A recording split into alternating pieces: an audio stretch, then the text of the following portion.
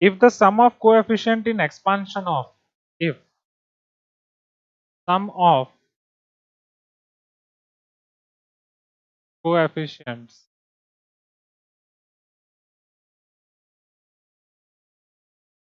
expansion of, if sum of coefficients in expansion of x minus 2y plus 3z to the power n is 120. Sum of coefficient in expansion of x minus 2y plus 3 to the power n is 1. Then the greatest coefficient, then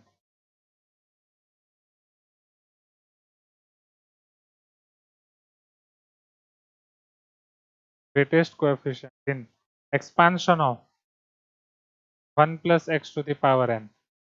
क्या expansion में greatest coefficient क्या होगा वो आपको पूछ, चलो करते हैं one by one.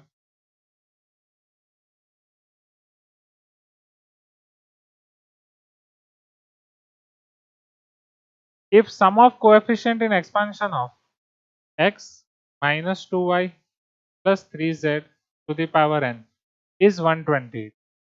Some of coefficient ये आपका मल्टीनोमियल थ्योरम है.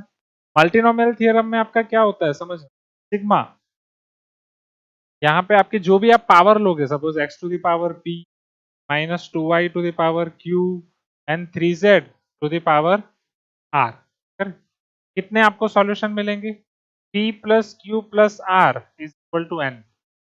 ये इक्वेशन के जितने इंटीग्रल सॉल्यूशन होंगे, जितने हाँ इंटीग्रल सॉल्यूशन, क्योंकि उसमें आपका जीरो भी आ जाएगा, नॉन नेगेटिव इंटीग्रल सॉल्यूशन होंगे, उतना आपको मिलेगा, राइट, उतना आपको सम मिलेगा. ठीक है, उतना आपको यहाँ पे इतने टर्म्स मिलेंगे. फिर आपको याद हो तो इधर आप कोएफिशिएंट के लिए, जैसे उधर एनसीआर होता था, इधर कोएफिशिएंट के लिए आप लिखते थे, वो आपको याद दिला दो. आपका कोएफिशिएंट इधर आएगा n factorial by p factorial q factorial r factorial. क्या ये समझ में आ रहा है? Please give me some response. अब आपको ऐसा बोल रहे हैं sum of coefficients in expansion of this is 120.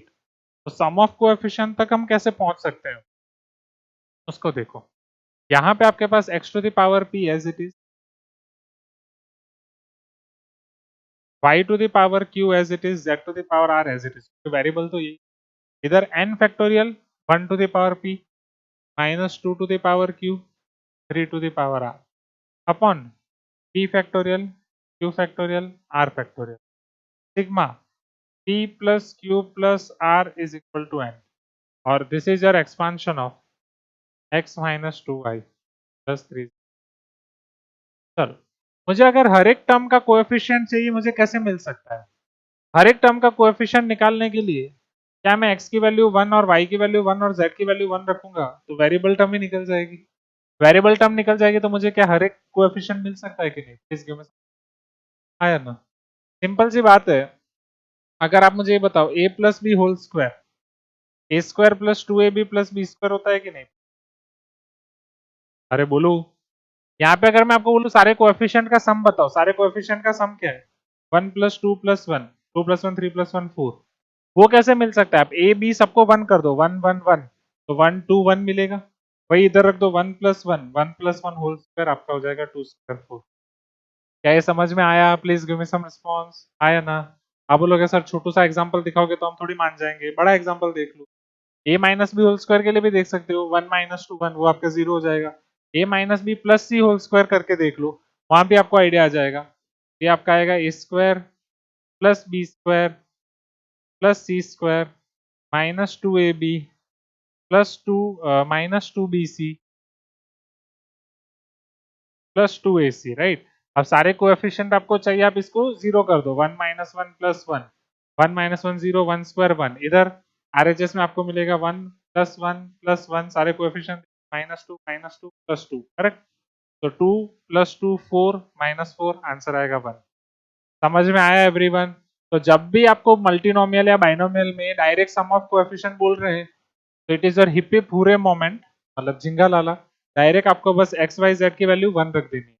जैसे आप एक्स वाई जेड की वैल्यू 1 रख दोगे, ये आपका एक्सप्रेशन हो जाएगा 1 minus 2 plus 3 to the power n, और वो सम ऑफ कोएफिशिएंट आपको दिए गए 128, मतलब ये कुछ करने की जरूरत ही नहीं, दिस इज 128।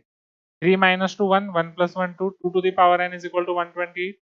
64 2 जा 2 to the power 7, 128 होता है कि नहीं, है ना, 2 to the power 7, so n is equal to 7, correct. अब n equal to 7 आ गया। अब इनडायरेक्टली पूछ रहे हैं 1 plus x to the power n में ग्रेटेस्ट कोएफिशिएंट, ग्रेटेस्ट कोएफिशिएंट किसका होता है भाई, मिडिल टर्म का होता है कि नहीं, है ना, 1 plus x to the power 7, जो आपकी टर्म्स होंगी वो भाई 7c0 से लेके 7c7 तक होंगी, 8 टर्म होंगी, है ना, राइट। तो ग्रेटेस्ट कोएफिशिएंट आपका मिडिल टर्म का होगा, मिडिल टर्म आपकी क्या हो जाएगी, 8 है, तो 4 इस तरफ 4 इस तरफ, 7c3 इक्वल टू 7c, ये आपका मिडिल टर्म हो जाएगा, ग्रेटेस्ट कोएफिशिएंट 765 बाई 3 फैक्टोरियल, ये आपका हो जाएगा 35। क्या ये समझ में आया एवरीवन?